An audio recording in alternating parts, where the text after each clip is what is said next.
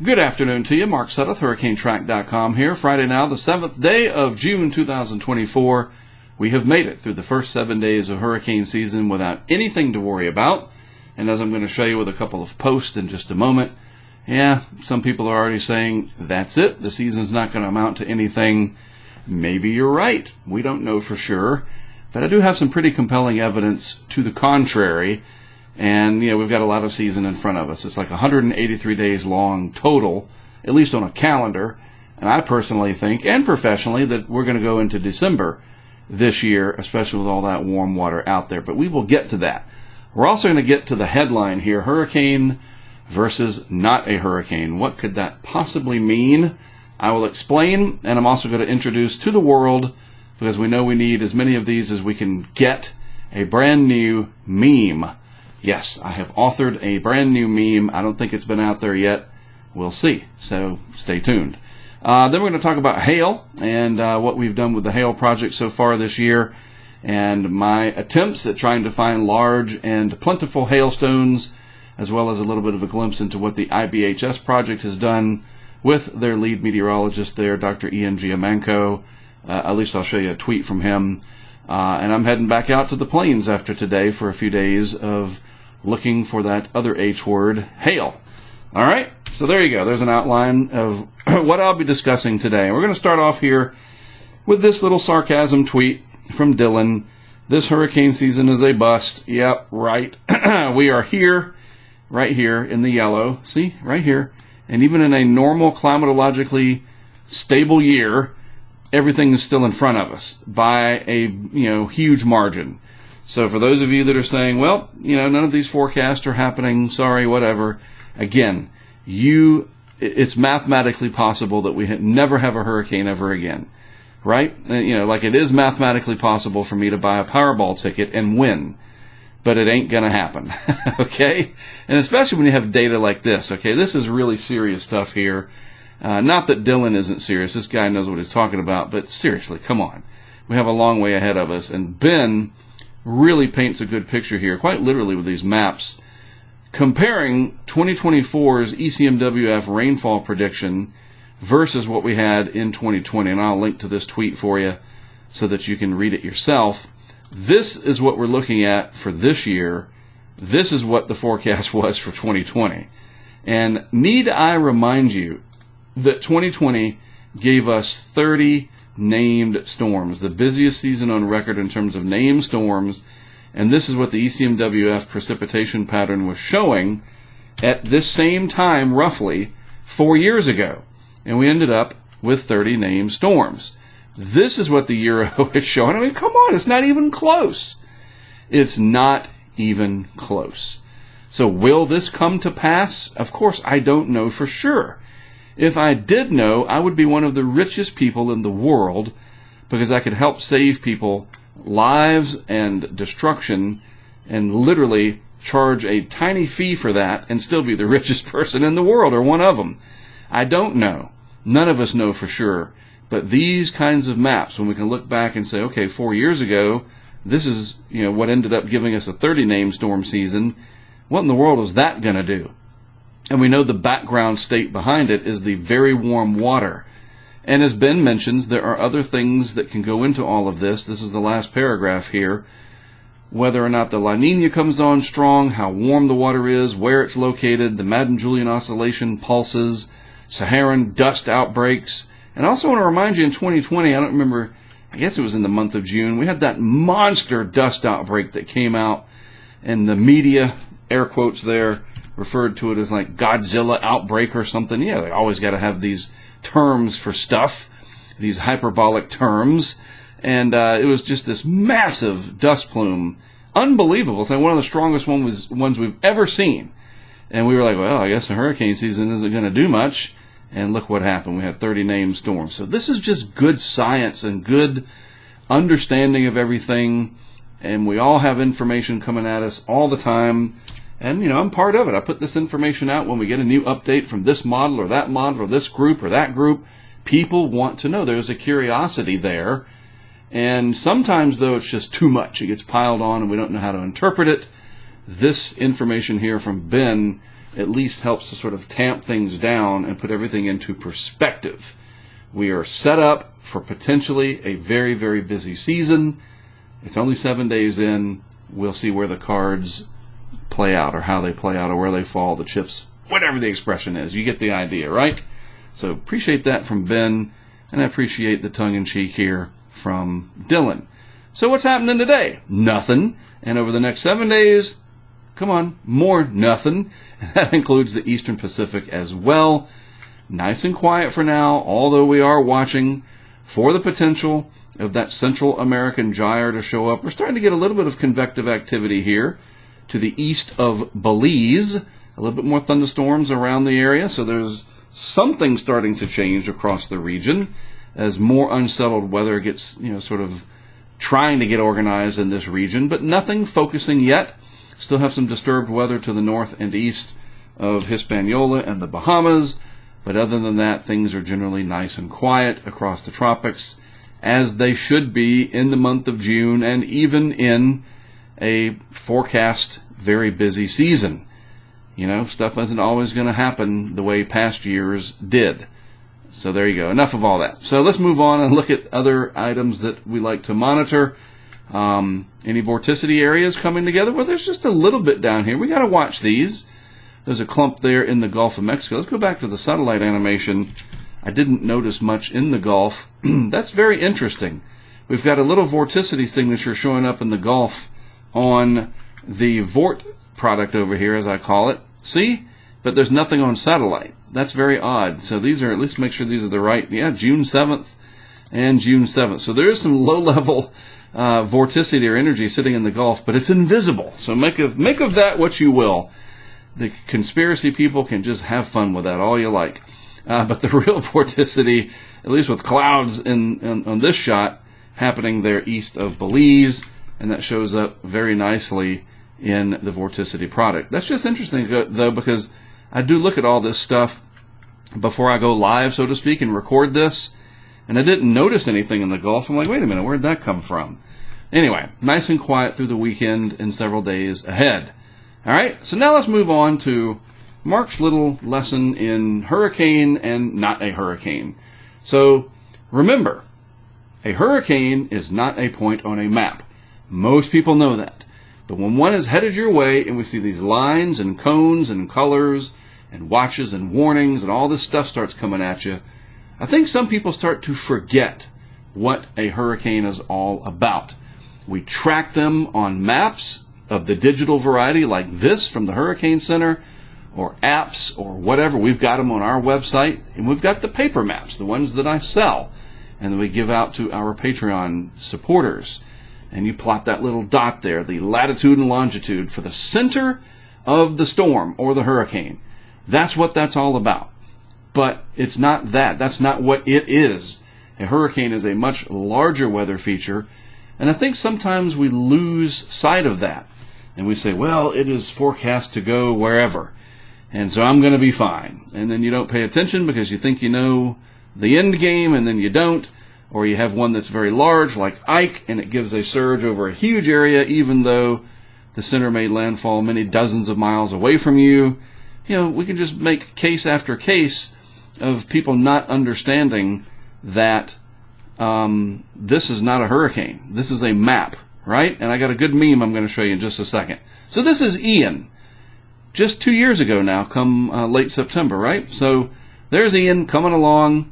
And people have all talked about this. Well, we weren't in warnings. We were in warnings. Whatever. Like, there's been a lot of debate about that. And it pushed a massive surge into southwest Florida and, of course, elsewhere. Ian was a devastating hurricane. It made it to Category 5 in the hours right before landfall. And it took the lives of over 100 people, unfortunately, and was, kind of the storm of record now for this generation. Not since Donna have we had anything like Ian in this part of Florida. Wilma was bad in 2005. Ian was worse. But that's not a hurricane. You got the wind field on there, that orange area, and then the brownish color for hurricane force winds, etc. I mean, there's watches and warnings on there, and this helps to tell the story.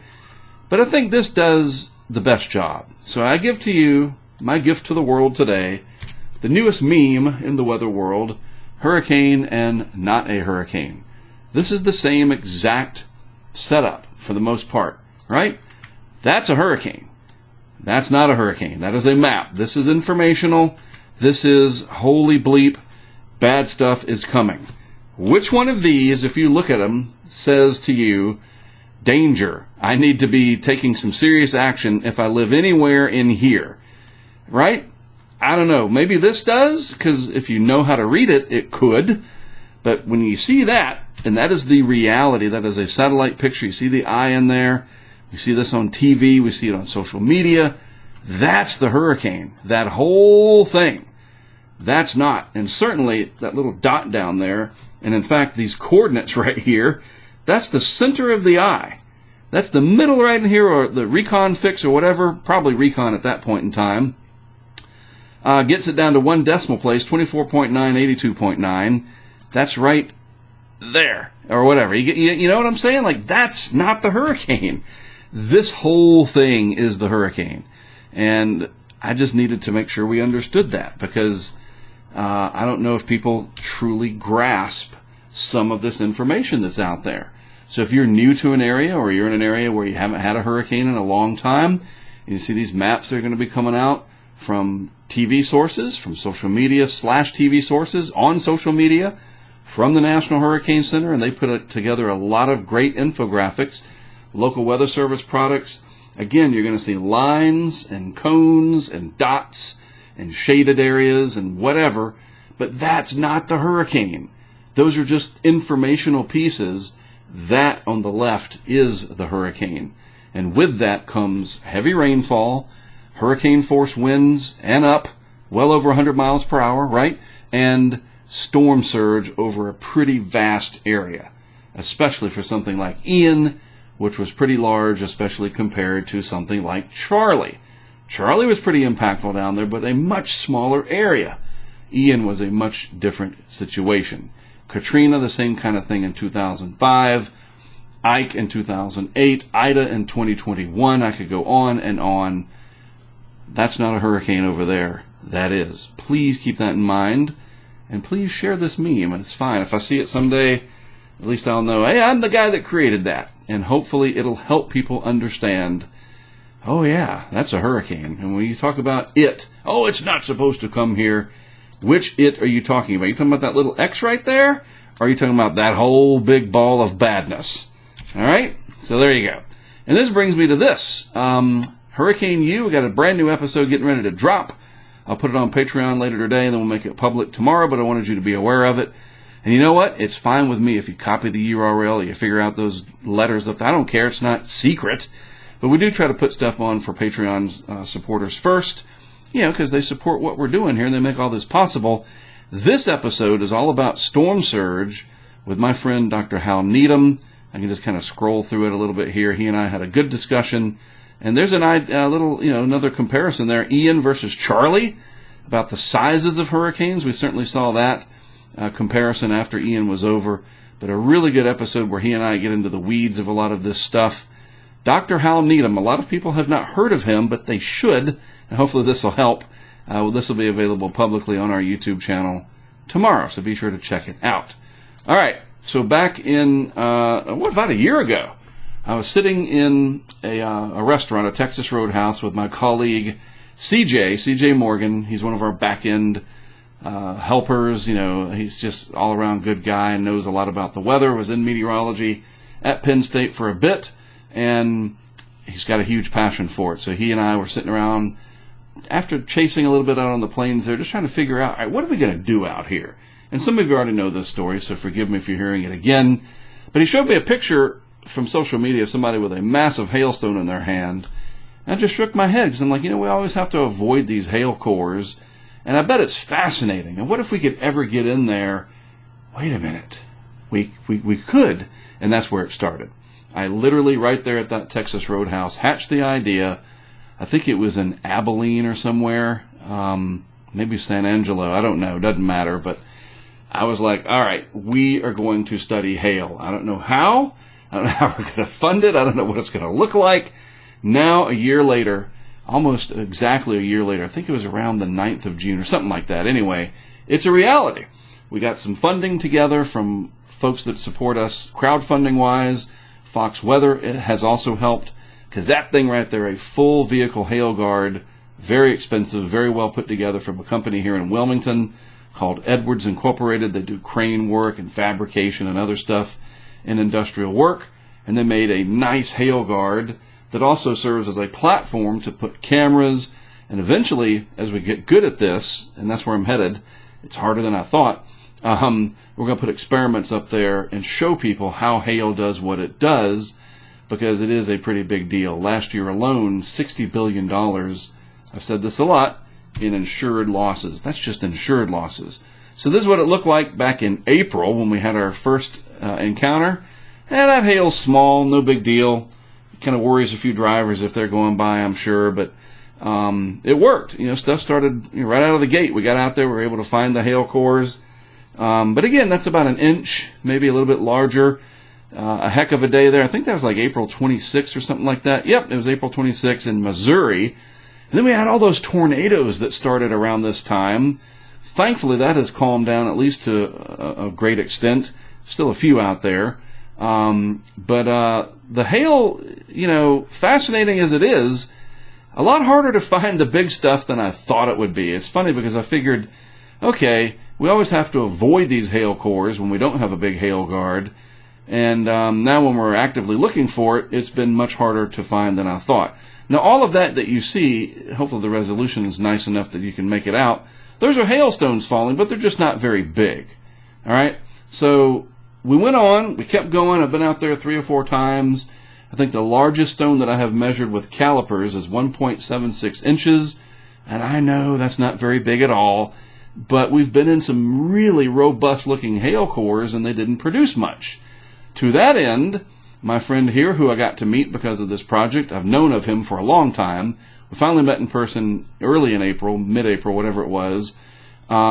He studies hail for IBHS, the Institute for Business and Home Safety.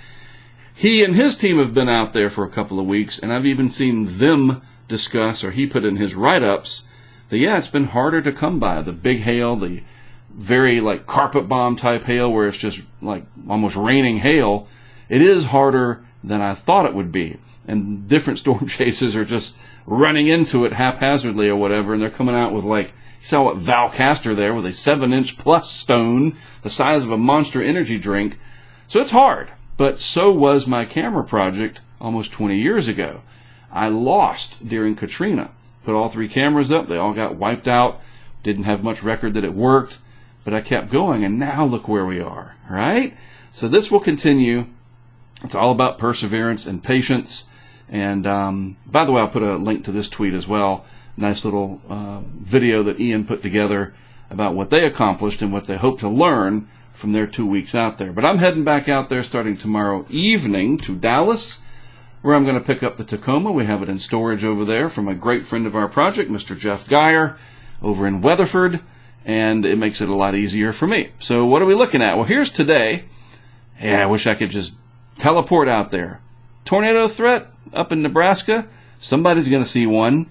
The wind threat, that could be pretty bad. And then the hail threat, also in Nebraska, especially near any discrete standalone supercells. I'm starting to learn how this works.